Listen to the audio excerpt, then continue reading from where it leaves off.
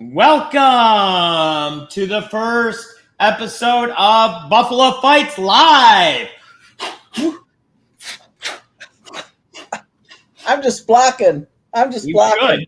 You should block, Donnie, because you I need know. to. You need to. How was your weekend, buddy? It was great. Tough Bills loss, but I didn't even want to talk about that. Why are you talking about that? I know. But you know what? The sun still came up this morning, and it's a brand new week. And this is our inaugural Buffalo Fight show. So this is fantastic. So I got to ask you something, Don. What do you know about the fight game, if at all? Well, I know very little. I saw something ironically on YouTube the other day. It was Billy Crystal memorializing Muhammad Ali when they had that after he passed. And it was a great talk that he gave. And he talked about how he met, the great one, Muhammad Ali, the greatest of all time. Right. So, but no, I don't follow boxing that closely. So this is pretty new territory. I know some of the big names from more in the past than the present. Did you have anybody that was like your favorite when you were growing up? Well, I grew up in in the 70s when Muhammad Ali would fight George Foreman and the Thrilla in Manila and all that, and with different boxers that he came across. So I would enjoy watching that actually, based on all the hype and everything. So it was pretty cool. For me, it was Larry Holmes. Loved Larry Holmes when I was a kid. Oh yeah? Why? What made you like Larry Holmes? I loved Larry Holmes. Why? Was there a certain reason? He hit hard. Yeah. He hit hard.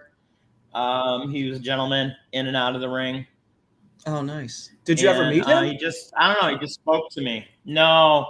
It's funny. One of my buddies from back in Buffalo actually met Larry and got me an autographed picture that's actually on my wall here. It's one of my prized possessions, Oh, nice. And what really hurt me the most is when an older Larry Holmes fought a very young and dangerous Mike Tyson. Ooh. And he beat Larry so bad, Larry was vomiting in the friggin' ring. It was just god awful. Wow, that's wild. Isn't that something though? How the tables are turned a little bit now? You've got 100%. Mike Tyson. I think is really crazy about everything is that I actually still do sit-ups in the method that Muhammad Ali did. And what was even funnier about it, when Tyson was in prison, he did 3,000 a day. I guess he really didn't have anything else to do. I guess not, but 3,000 sit-ups a day? Yes. So in our first 3 minutes, we're at 10 million listeners. So thank you for joining us, everybody. That's right. The information on the banner there, we are at buffalofights@gmail.com. 716-541-4118. And you can actually go to our website it's not up yet. We have a landing page, but you can sign up for updates on that already at www.buffalofights.com. And I'd also like to say that the comments and statements by Eddie Buffalo and Donnie Lowe are purely for entertainment purposes. What do you got to say, Don? Yeah, so just, whatever your venue you're listening or watching this podcast on, please like and subscribe. Hit that fan mail button, and we'll respond to your questions via email or text. TikTokers, we're on TikTok. Eddie's real big with TikTok. So, you can correspond and communicate with Eddie that way. But we really appreciate you looking and listening, viewing and listening, and please subscribe. So thank you very much. Well, the gentleman that we're going to have on for our first show is someone that grew up in Dallas. I'm going to let him tell you a little bit about himself. Yes. I met him at Forest Boxing on Lee Street in Greenville. El Toro, he goes by. He's got a 3-0 record. A young, hungry fighter that hopefully will keep on going and keep that undefeated record going. So I'm gonna bring on to the show, ladies and gentlemen, Juan Chavero. Hey Juan, how are you, buddy? Good morning. How are you? Good. And this is Donnie Lowe right here. How you doing, Donnie? Another Buffalo guys. I know how much you love us Buffalo guys. Yeah. That's right. Yeah. Nice to meet you, Juan. I just want everybody to know that the comments and statements by Juan El Toro Chavero are purely for entertainment purposes. So I'm kind of at a disadvantage because I know a little bit about you. So I'm going to let Donnie ask you some personal questions, and then I'm going to ask you some stuff about the fights. That sound good? Perfect. All right, cool. Thanks, Juan. Juan. Well, what do you got to ask, Juan? Yeah, it's great to meet you. And you may or may not know this. I'm not into boxing a real lot, so I'm learning a lot, But I'm kind of coming at it from a different angle. So, what brought you to boxing? And how old were you? What made you decide to get in the ring and start to fight and train and all that? Because it's a lot of work.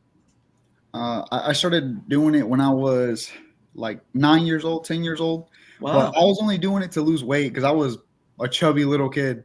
So I was just doing it to lose weight, really, for fun. Really? Yes, sir. Oh, that's interesting. So when you started at 9 or 10 years old, did you belong to a gym, or did you just do it on your own or at home? Or I went to a couple gyms in the McKinney area. Mm. But I just didn't take it serious. I didn't see too much from it. I was good at it at that age. I was over here moving around, doing my thing, but I didn't think anything of it at the time. So at 9 or 10 years old, you're in what grade is that? Like 5th, 6th grade, maybe, or 4th grade? I think 4th grade. 4th grade. When did you start to take it a little more serious? Like, when did you really say, "Hey, I kind of like this"?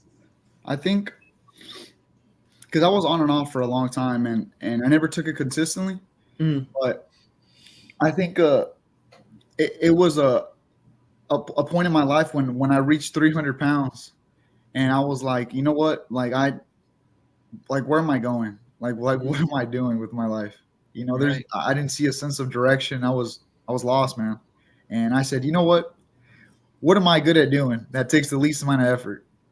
And I went with fighting. Wow. Is there a certain fighter that you maybe looked up to when you were younger? I think I used to like just fighters that would just go in, that just didn't care. Just the fighters that just went in and just made it a fight. So like Mike Tyson, Edwin Valero. I used to like Maidana. Fighters that just were pressure fighters. Oh, that's interesting. That's really interesting. So as you got a little more serious to fight, did you pick up on somebody's technique? Because every boxer has their own technique, right? Mm-hmm. Is there somebody that you say, "Oh, I kind of like the way Tyson jabs," or whatever? I mean, I used to always pick a little bit of stuff from each person. Just a little bit. Like, man, I like how he does this, or I like how he gets in, or like I like how he throws this punch. But essentially, you do have to add your own thing. Essentially, you do have to be your own person in there. Well, I got a quick question for Juan, Donnie. Yeah. Juan, is it true that if you couldn't be you, you'd want to be me in the ring? That's right. I'd want to be the Buffalo if I could be El Toro. There you go. He's missed me the past couple months. It's too hot in the gym for me, so I took the summer off. So is anybody broken any of my stuff, or am I the only one that breaks stuff in that gym? Actually, the other day I broke the big green yellow red bag. That one. I did break it, and I wasn't even hitting it hard, Eddie. So that's how I know we're getting stronger. Definitely. Yeah, Ed was mentioning that he was breaking equipment in the gym. I said, "What are you doing?" He was breaking the equipment at least twice a week. At least. So I think I'm sure Coach misses me, but I'm sure he doesn't miss fixing stuff. So give him a little break too. But I'll be there this week. Be ready, Too ready, expensive. baby. Yeah, there you Mhm. go. So, Um, what is your fighting weight now? Like right now, what I'm walking around at, Yeah, like I'm walking around at 158, so not really too heavy. so. Wow, I mean, so that's like half of you when you were at 300 pounds. Yes, That sir. that's remarkable. It took me a long time, and it's what's the craziest thing is that when you're when the only way out is from within is like, man, I'm stuck in here, and you just lose hope every day. But it's like, I don't know, you just kind of want to do something else with your life. Yeah. I give you a lot of credit because that is tough, and I mean, you could be working out as hard as you can for 2, 3 months, and you're saying, I didn't lose any weight, or I lost 5 pounds, and I'm killing myself here. But it's that consistent effort, just keep doing it, and that takes a lot of mental strength to do that. It really does. So I give you a lot of credit for that. Thank you, sir. Absolutely, absolutely. Now I know you're starting to get more involved with social media. What is your TikTok? My TikTok is Juan El Toro Chavero. I think I can actually pull it up. Oh, Hey, that would be good. I'm gonna try to pull it up while you guys are still talking. Okay. Oh yeah, yeah. So, do you want to? So your record is 3-0, right? 3-0 with one knockout. That's awesome. So do you want to kind of walk us through a little bit? And all three matches were in 2024, correct? Yes, sir. Yeah. So Okay. how'd you feel going into your first match this Oh year? man, the very first one. Well, Yeah. so I was supposed to fight a different guy that to kind of break me in and Mm. kind of put me like I guess in equal territory, as they say. And so the guy pulls out maybe like a month before I actually have to fight, and I'm Mhm. like, oh well, I don't have to. I guess I don't have to fight. No, they put a substitute guy that was 2-0 with two knockouts in the first round. And Wow. me being hungry, I was like, you know what, man, I'll still do it. I was like, I'll do it, coach. Well, a minute into that fight, man, he knocks me down. He Oh, knocked me down with a straight right. I didn't see it, and it took me down. wow. But I realized we can't give up. We just couldn't give up, man. I was hurt, but it was more about the willpower, and to just keep doing it, just keep on, going after him. But I think that's the one fight that just felt the best. That first one, to Oh, kind of realize my even if it looks like it's impossible, you just cannot lose faith. that's so true.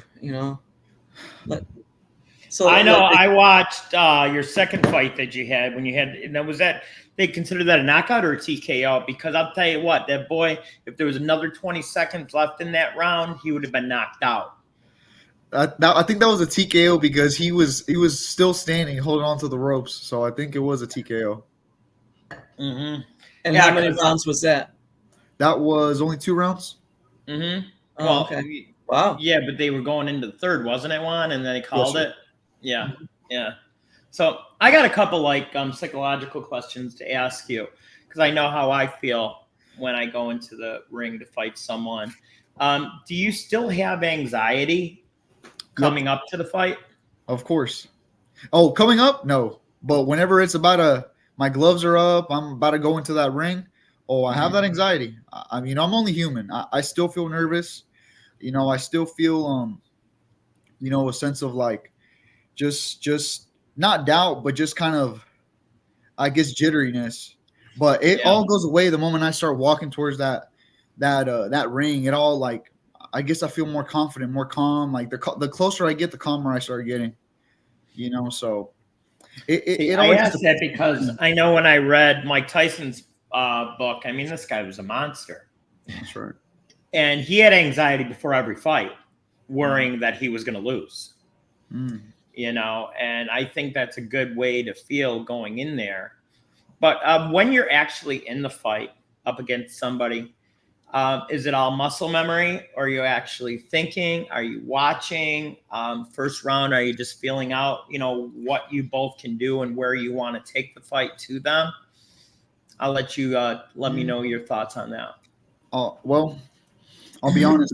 A lot of it is muscle memory, but a lot of it is also like seeing his pattern, seeing details he does. Like if I, do something and he reacts like this, do it again, it's the same stuff. So it's, just their mannerisms.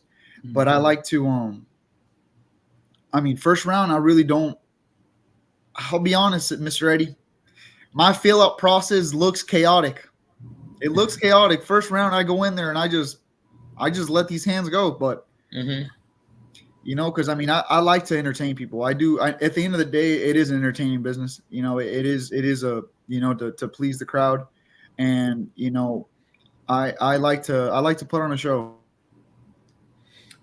For me, I don't know if you feel this way, but to me, boxing's pure. Because you get in that ring and you're against somebody else and one of you is going to be better.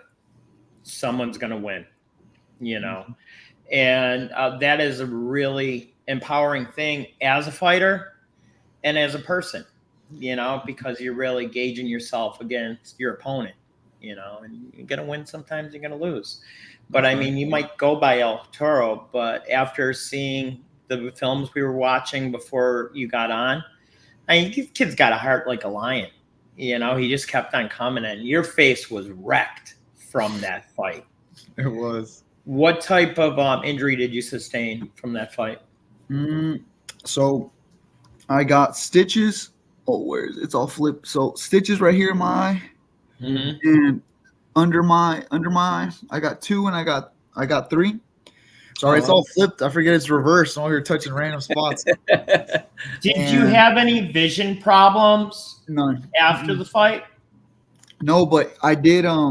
My blood vessels. I don't know if you could see it a little bit, but yeah, I can see it a little bit. My bit. blood vessels popped, and it was worse. And my this one's real stubborn, but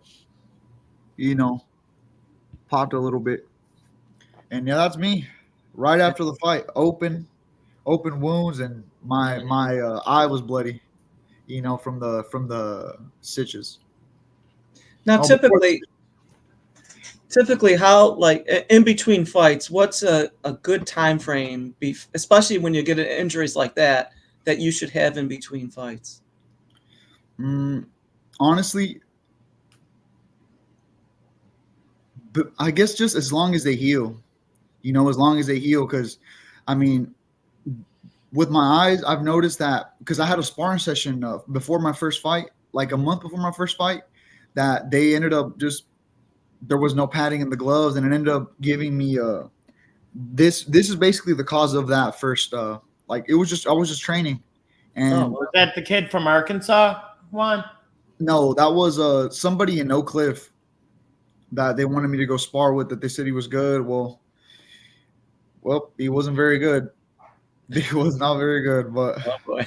Because I know when you did have that sparring with the kid from Arkansas, he kind of needs you a little bit, didn't he? Oh, that one? No,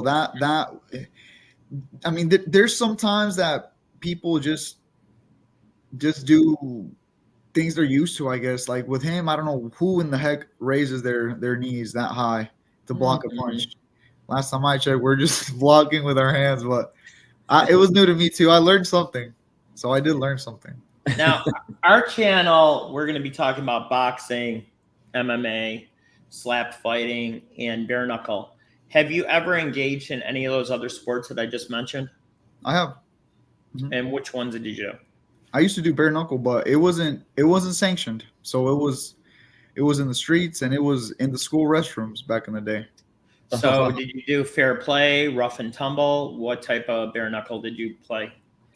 It was all fair. It was all just standing and banging, as one might say. But no, that one time we were in the restroom, and this guy he uppercutted me in the eye, and I went blind for like 3 seconds. But in a street fight, that's a long time. That's scary. Yeah. Wow. And I thought to myself, I was like, well, I'm already blind. I already lost my sight, but I'm not losing this fight. Yeah. Just well away until you can see him again, right? So, Donnie, what I was asking Juan, was it fair play or rough and tumble? Fair play is where you both agree not to do anything dirty. Okay. Rough and tumble, anything goes. Anything goes. Anything goes. You know. And I think I mentioned to you before, one of the greatest bare knuckle fighters ever, Bobby Gunn, was actually from Niagara Falls, Ontario, in our neck of the woods. And I didn't even realize that until I read his book, because I'm a student of the fight game, because I want to learn as much as I can about it. Even at my advanced age, I still like fighting, just because it's pure. So do you have any plans on another fight coming up on? There's rumors about November, but they haven't told me a date. They haven't told me anything. And also, if my injuries don't heal, I don't think so. I think we might be injured next year, but God willing, I get to fight one more time before the year closes. So what is your favorite part of training for a match, and what is your most unfavorite part? I think my favorite part is like the mental callous. Like waking up at 4 a.m. and already being tired and still doing more, and knowing like, oh, I don't want to eat this, but you still, eat it anyway. Cause it's everything counts. Like everything you do does count, and going from 300 to 150, it's something that like everything does count. Everything does count, Now, do you have any trouble with your knees since you carried all that extra weight when you were younger, or can you even notice a difference? My knees feel better. I'll tell you that. My knees do feel better. But, I mean, here and there I'll have, like, crackling and some popping. And sometimes if I run too much, throughout the week, I have to do something else. I have to go swimming or do something else because it does bother me sometimes. Mm-hmm. So elliptical might be a good right if you're elliptical, or swimming is great. How long have you been training at Force Boxing? So I went for 6 months. Then I left to Mexico for 6 months. And then when I came back, it was I think in December I'm going to have a year. So I think a year and 6 months. Why don't you tell everybody where that is? On Lee Street? It is on Lee Street in Greenville, Texas. Right across from the Texan. Go see Coach. He's an interesting character. Coach Jerry. He looks like he's from a movie. Yes, he does. He does. It seems like all boxing coaches are interesting characters, right? Seems like it. So, did you fight when you were in Mexico? Was it anything sanctioned? Obviously not. But it was in Mexico. It was. I did some tournaments. Yeah, and I got to be honest with you. I learned more from Mexican fighters since I've lived in Texas than I did in Buffalo, New York. Wow, why is that? Footwork's a lot different. Oh, really? 100%. When I was shown a quick way to get behind someone, I never saw that up north. Just that little step, that little slide move to get behind your opponent, and just counterpunch. That changed my fight game 100%. Wow. Hey, you do look more slick every time I see you on that bag, Eddie. Yeah, you're just hoping I break something. That's all you want to do. This way it's not you breaking it. Right. Well, I thank you for joining us on our first show. Donnie, you have any more questions for Juan? No, it's a very interesting story, and I was going to ask about your next fight, but you already answered that. So, actually, I do have one other question. Do you do research on your opponent? Like, do you look at films or anything like that of how they box, how they fight, what their moves are, tendencies, things like that? Let's say the very last guy I fought, there was only a 3 minute, so one round. And off that, we based our entire camp off. So we saw this guy like to throw a lot of hooks. So it was a lot of rolling. It was a lot of stuff. But I'll be honest, man, 15 days is not enough between fights. Not enough. No. That's true. Well, it's I guess a lesson learned, right? It's a build it up to experience, and so Yes, you sir. know you won't accept that offer if it's 15 days or 3 weeks or whatever, right? Yes, sir. Not Now, Juan, anymore. have you ever done any MMA? No, sir. I've never kicked anybody, if that's what you're asking me. Yeah, because I mean, a lot of guys. I mean, I think if when I was younger, if MMA was around then, I would have tried it. But my freaking knees are shot. I wouldn't even think to do it. But that's a whole different animal right there. How about slap fighting? Who do you think would win in a slap fight, me or Donnie Lowe? I would have to see Donnie Lowe's technique real quick. You an assistant.